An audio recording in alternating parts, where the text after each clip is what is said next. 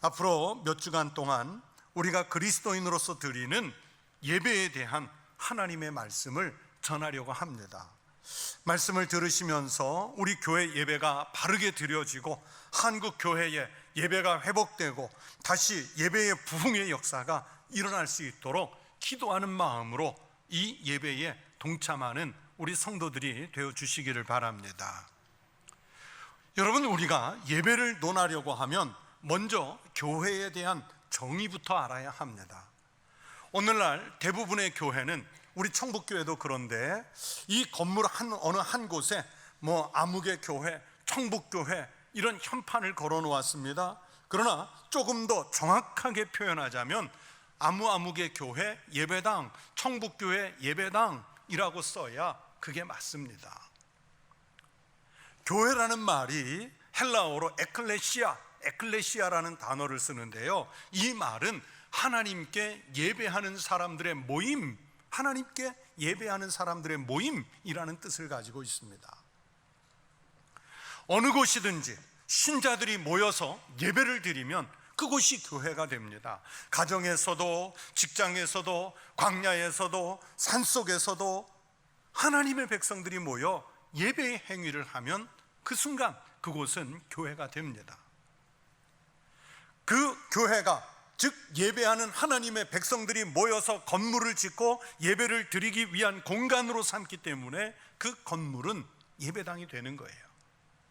그래서 옛날에는 예배당이라는 말을 저희들 어렸을 때 참 많이 썼는데 지금은 거의 그렇지 않아서 좀 아쉽습니다.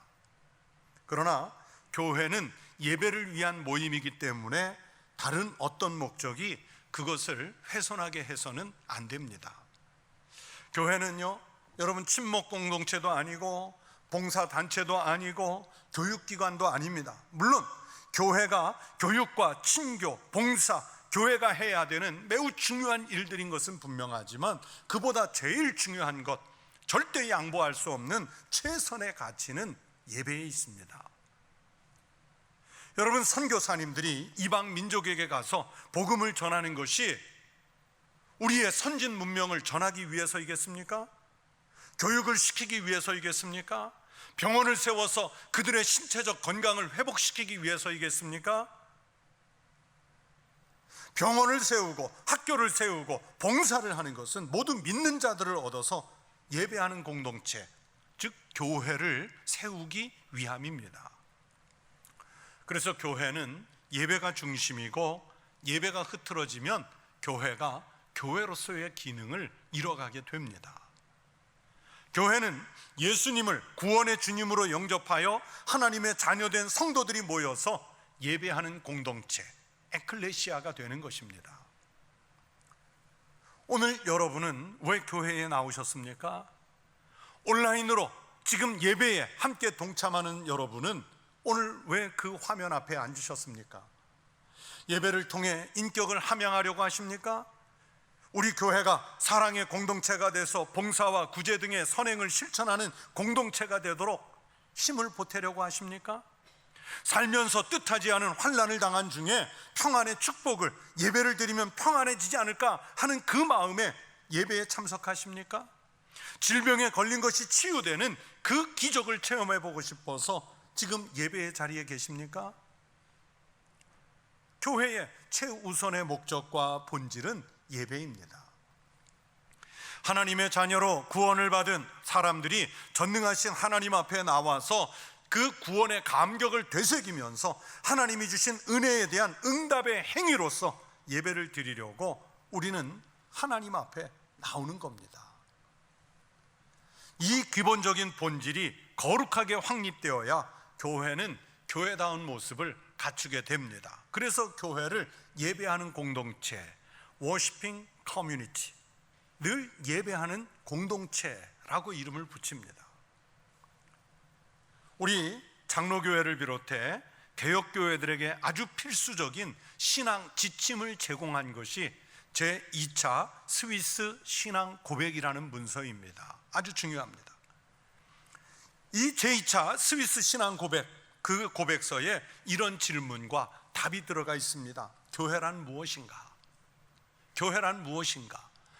이 질문에 이렇게 답을 합니다. 교회란 그리스도를 통하여 주어진 은혜의 동참자들이 말씀과 성령님에 의하여 예수 그리스도 안에서 참 하나님을 바르게 알고 섬기며 예배하는 사람들의 공동체, 하나님을 바르게 알고 섬기며 예배하는 사람들의 공동체라고 대답을 해요. 즉 교회가 교회의 사명을 다하지 못하면, 예배의 사명을 다하지 못하면 교회는 그 정체성이 흔들립니다. 여러분, 마귀와 사탄이 하는 주된 일이 무엇일까요? 하나님께 드리는 예배를 온전히 드리지 못하게 방해하는 일입니다. 사탄은요, 하나님의 백성들이 예배를 통해서 하나님을 만나고 새로운 영혼의 양식을 공급받는 일을 하지 못하도록 차단하려고 우는 사자와 같이, 굶주린 사자와 같이 방해를 하려고 광분을 합니다. 예배하는 공동체가 제대로 모이지 못하도록 하려고 온갖 방법을 가지고 유혹합니다. 그리스도인이 예배를 드리려고 할 때 오늘 왜 내가 예배를 갈 수 없는지, 왜 예배를 드릴 수 없는지 수십 가지, 수백 가지 핑계거리를 합리적으로 우리에게 만들어 줍니다. 오늘 급히 누구를 만나야 돼서, 집안에 경조사가 생겨서, 갑자기 몸 컨디션이 안 좋아서, 급히 해야 할 계약 때문에, 오늘 손님이 오신대서 갖은 합리적 이유를 만들 수 있도록 사탄이 그 핑계거리를 예배 전에 우리에게 제시해 주는 거예요. 에덴 동산에서 이 사탄이 아담과 하와를 유혹할 때 그 선악과, 하나님이 먹지 말라고 했던 그 선악과가 사탄이 사람들에게 먹음직스럽게도 보이게 하고요, 보암직스럽게도 보이게 해서 마치 그것을 먹으면 마치 하나님과 같이 선악을 분별할 수 있는 능력을 갖게 할 것이라고 그렇게 유혹했던 것처럼 우리 성도들이 예배를 멈추도록 미혹을 하거나 우리를 넘어뜨리는 그런 일들이 얼마나 많은지 몰라요.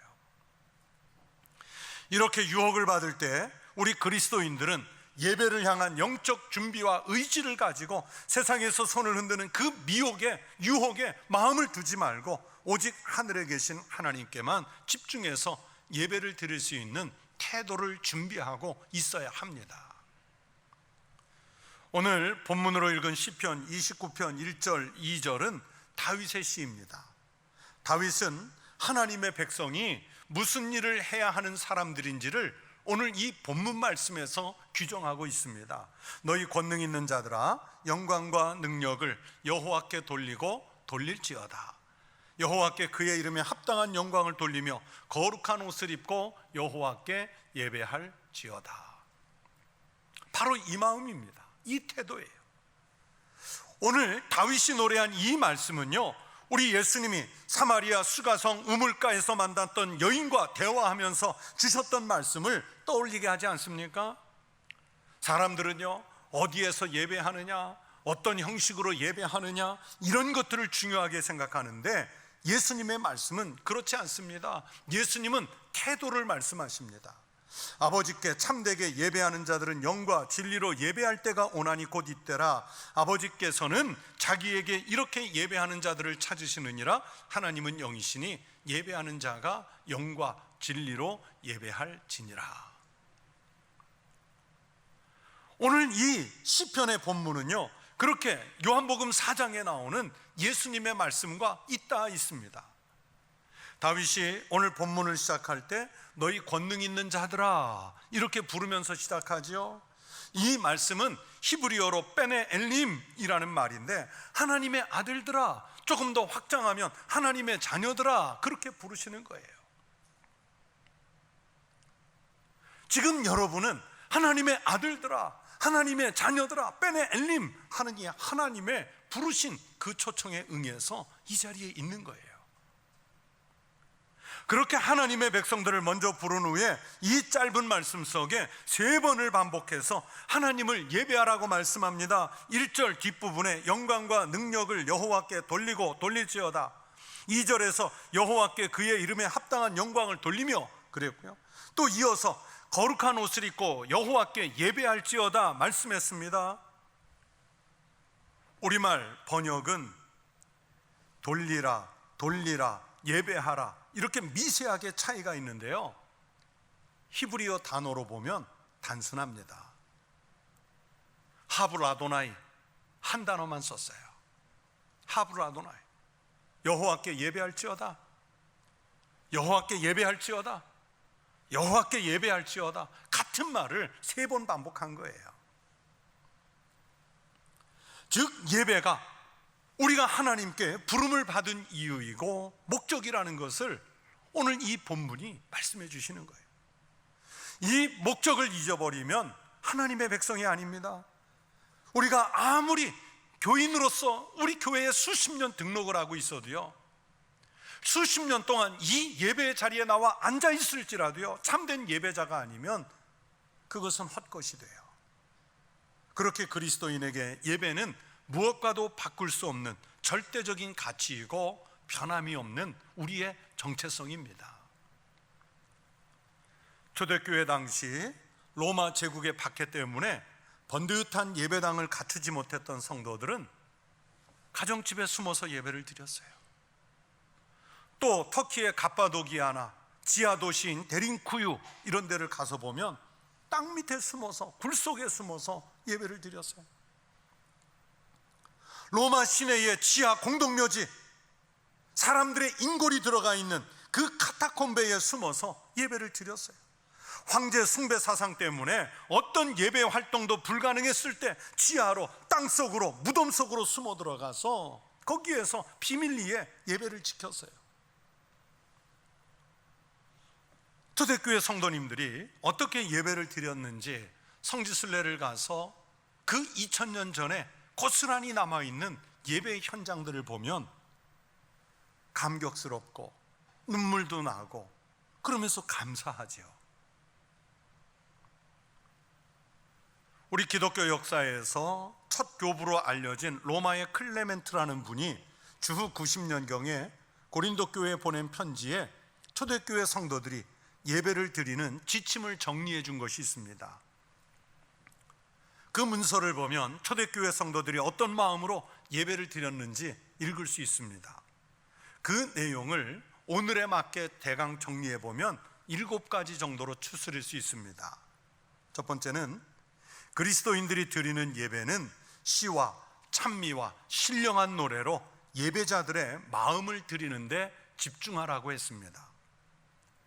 비록 혹독한 박해 속에서 드리는 예배지만 예배의 시작과 함께 육체적인 공포와 절망의 심신을 주님 앞에 온전히 내놓으라고 말씀했어요. 여러분, 오늘 이 예배의 자리에 앉으시면서 여러분이 바깥에서 가지고 있었던 그 심신의 피곤함, 전염병에 대한 공포와 두려움, 여러분이 살고 있는 삶의 자리에서 느껴야 했던 그 안타까운 일들, 하나님 이거 내려놓습니다, 내놓습니다. 그렇게 내놓고 예배를 시작하셨는지요? 두 번째는 구약의 말씀과 사도들의 가르침과 서신서를 읽고 그 말씀의 뜻을 설명하면서 성도가 지켜야 할 신앙의 기본과 생활의 원칙을 가르치라고 했습니다. 오늘로 말하면 설교 시간을 말하는 거예요. 설교 시간을 가지라. 세 번째는 하나님께 드리는 기도에 깊은 관심을 가지라고 했습니다. 특히 주님이 가르쳐 주신 기도를 기본으로 해서 감사와 간구, 이웃을 위한 기도, 그리고 주님의 재림을 간절히 소원하는 기도를 드린 후에 강복선언, 즉 축도를 하라고 그랬습니다. 네 번째는 공동으로 드리는 참회의 기도 시간을 마련해서 개인의 죄를 참회하는 기도를 꼭 드리고 주님의 용서를 구하라고 했습니다. 우리 참회의 기도 시간 갖고 있잖아요. 다섯 번째, 교회 공동체가 함께 신앙 고백을 해야 한다고 가르칩니다. 마치 우리가 사도신경 하는 것과 같아요. 그런데 그냥 주문 외우듯이 후다닥 지나가는 신앙 고백이 아닙니다. 여러분은 어떤 마음으로 신앙 고백을 따라 하세요? 그냥 예배 시간에 중간에 들어있는 주문 외우는 시간인가 보다 그냥 나온 글자대로 후다닥 그냥 따라 읽고 마는 그런 신앙 고백은 아닌지요? 로마의 클레멘트는 그 신앙 고백 시간은 주님을 위해서 생사를 다 바치겠다고 하는 신앙의 다짐으로 드리는 신앙 고백이어야 한다고 했어요. 그 마음으로 신앙 고백하셔야 돼요. 여섯 번째는 감사와 헌신의 표현으로 하나님께 예물을 바치겠습니다. 당시에는 이 예물이 주로 어려운 이웃에게 주님의 사랑을 전달하는 그 도구로 쓰이게 했습니다. 그리고 7번째는 예배가 끝나면 초신자 교인, 여기서 초신자는 세례를 받지 않은 사람들을 말해요. 그 교인들은 해산을 하고 세례를 받은 교인들끼리 따로 모여가지고 2부 순서를 했어요. 그 2부 순서가 성찬 성례전입니다. 주님의 살과 주님의 피를 받으면서 목숨을 함께하는 예배 공동체의 일원이 된다는 고백을 하는 것입니다. 그때 성찬을 받으면서 부르는 찬송이 그리스도여 자비를 베푸소서, 그리스도여 우리를 불쌍히 여기소서, 끼리에 엘레이손, 끼리에 엘레이손이에요. 이 찬송을 부르면서 주님의 보혈로 뭉쳐진 예배하는 공동체로서 어떤 박해에도 우리가 굴하지 않고 살겠다는 다짐으로 성찬을 받을 때 이 응답송을 부르는 거예요. 이상의 7가지 내용이 초대교회가 어떤 태도로 예배를 드려야 했는지 알려주시는 문서의 내용입니다. 이렇게 예배를 통해서 성도들은 어떤 박해와 위협 앞에서도 성령님의 역사를 소망했고요, 그 예배의 마음으로 십자가의 도를 전하는 등불의 삶을 살기로 예배 중에 헌신을 다짐하는 겁니다. 성도 여러분, 오늘은 제가 초대교회 성도들의 예배에 대해서 많은 부분을 하례 말씀드렸습니다.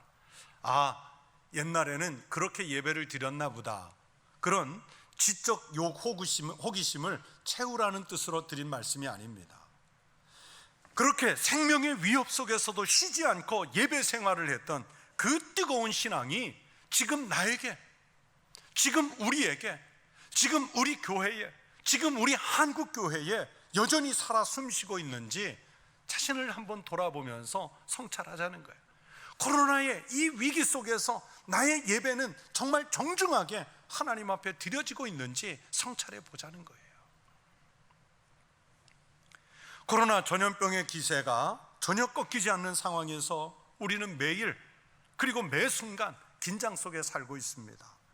코로나 때문에 전에 생활하던 일상이라는 것이 사라졌습니다. 사회적인 기능이 축소되고 경제 생활이 심각한 타격을 입었고 사람과 사람이 함께하는 관계가 단절되는 위기의 때에 우리가 놓여 있습니다.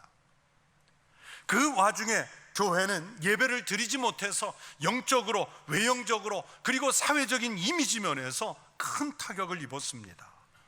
예수를 믿지 않는 사람들은 그래요. 이런 시국에 왜 예배가 그렇게 중요하냐? 왜 저 사람들은 저렇게 모이냐? 그래서 예배를 드리는 교회들을 향해 손가락질하고 비난을 합니다. 저 사람들은 헌금 때문에 모이나 보다, 저 사람들은 자기네들의 세력을 유지하는 데 관심이 있어서 모이나 보다, 그렇게 욕을 해요. 손가락질해요. 그것은 우리 기독교의 정체성을 전혀 모르기 때문입니다. 교회는 예배가 생명입니다. 교회라는 이름 자체에 하나님을 예배하는 백성들의 모임이라는 정체성이 분명히 들어가 있습니다. 그런데 함께 예배를 드리지 못한다는 것이, 그래서 교회가 또는 목회자가 또 의식 있는 성도들이 수용하기 어려운 부분이에요. 그리고 건강한 교회가 아닌 이단이나 사이비 단체들이 아주 무절제한 행태를 보여요. 예배라는 이름으로 모여서 전염병을 확산시키는 그런 비난의 중심에 서니까 건강한 교회들의 예배까지 그들로 인해서 방해를 받는 거예요.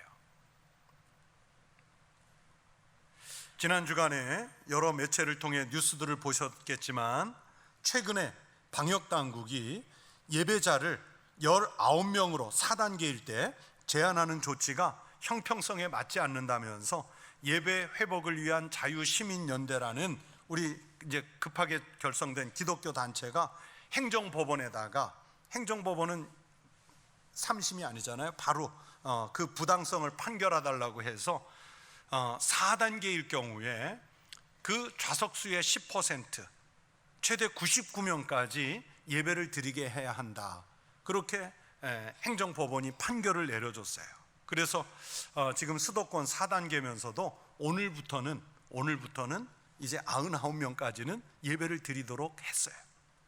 약간 숨통이 트인 거예요. 그러나 그것도요, 여전히 형평성에 맞지 않아요. 우리 청주, 충북 지역은 현재 3단계인데 일부 지역은 4단계고요.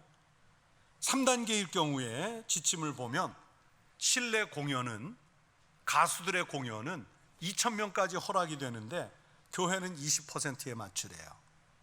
여러분이 느끼시겠지만은 보세요. 2,000명이 모이는 그 공연이 안전하겠습니까? 여기 우리 교회 예배 기준으로 한 번에 200명, 300명이 모여 앉아서 드리는 이 예배가 안전하겠습니까?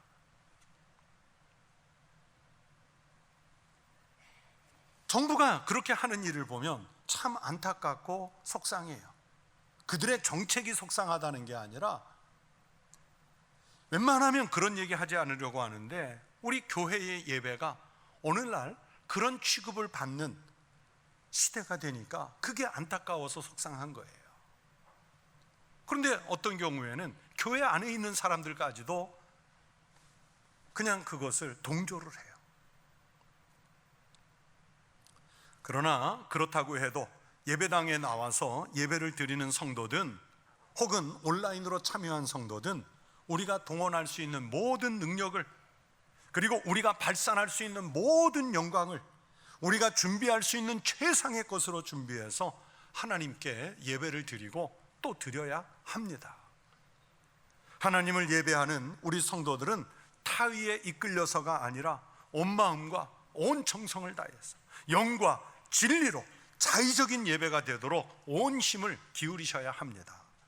예배를 인도하는 이나 말씀을 선포하는 목회자나 예배에 참여한 성도들은 각각이 분리되어 있는 것이 아니라 하나님이 기뻐하시는 예배가 되도록 최선을 다해 막중하게 서로가 파트너가 돼서 그렇게 예배를 드려야 할 그 막중한 책임이 우리에게 있습니다.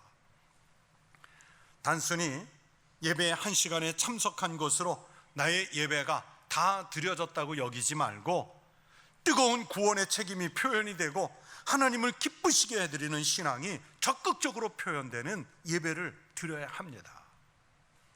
우리 청북교회 성도들이 하나님을 기쁘시게 해드리는 예배를 삶의 중요한 목표로 삼고 예배 생활에 힘쓰시기를 바랍니다. 그래서 하나님께는 영광을 돌리고 우리는 오늘 성경의 말씀대로 하나님이 찾으시는 거룩한 옷을 입은 예배자가 되고 하나님이 그 생명을 구원하시는 놀라운 역사를 체험하는 성도들이 되시기를 축원합니다. 예배를 드리는 성도가 받는 축복을 누리시기를 축원합니다. 예배를 통한 생명의 복이 우리 성도들과 함께 하시기를, 예배를 드리는 공동체인 우리 청북교회와 함께 하시기를 주의 이름으로 축원합니다.